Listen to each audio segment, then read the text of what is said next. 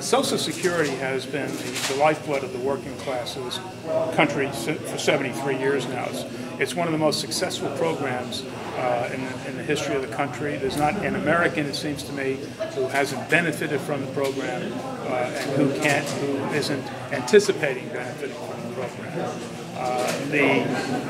The fear of Social Security's insolvency is a fear that is being interjected into the discussion by the McCain campaign and the Bush campaign of Bush efforts in his second administration. The reality about Social Security is that there is funding to carry through all benefits that are currently being provided through the middle of the year, the decade of the 2040s. So around 2045, 2046, somewhere in that vicinity, we'll start to see that Social Security's huge surplus that's been built up over the last 20 years is going to no longer be able to fund completely what's there.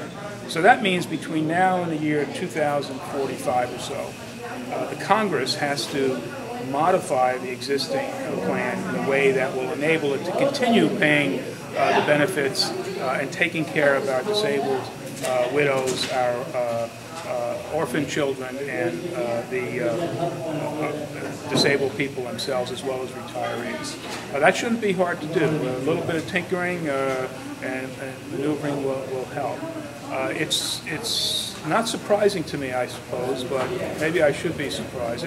It's curious, is probably a better way, to see that the people who think Social Security has no future are the people who have no stake in Social Security. So when the congressmen say they want to abandon Social Security or privatize it or change it, they're the ones who don't need the money. Certainly Senator McCain, President Bush, these are people who Social Security is not an issue for them. It never was for either family, and it's not going to be. It's not going to be now. So for me, the issue is whom does Social Security benefit? If we privatize Social Security, just think of this: in 2001, on September 10th, the stock market, the Dow Jones Industrial Average, if it isn't exactly where it was then today, it's pretty close. So we've had a 10-year period where the stock market has not generated any revenue significantly to supplement individuals' retirement incomes, people on fixed incomes.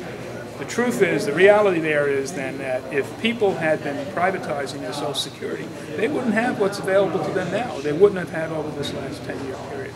So privatization has a place in terms of people having their own 401ks, their own investment strategies outside of Social Security, but we should not tamper with it. We should not endanger the future of Social Security by handing it over to Wall Street investors. They're the ones who will reap the benefit primarily.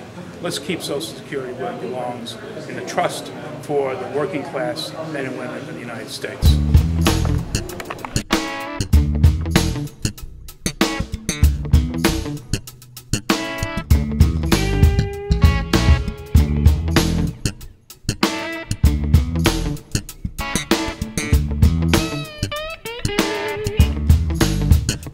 If you want higher wages, let me tell you what to do. You got to talk to the workers in the shop with you. Got to build you a union, got to make it strong. But if you all stick together, it won't be long. You get shorter hours, better working conditions, vacations with pay. Yo, take your kids to the seashore, man. It ain't quite that simple, so I better explain just why you got to ride on the union train. If you wait for the boss to raise your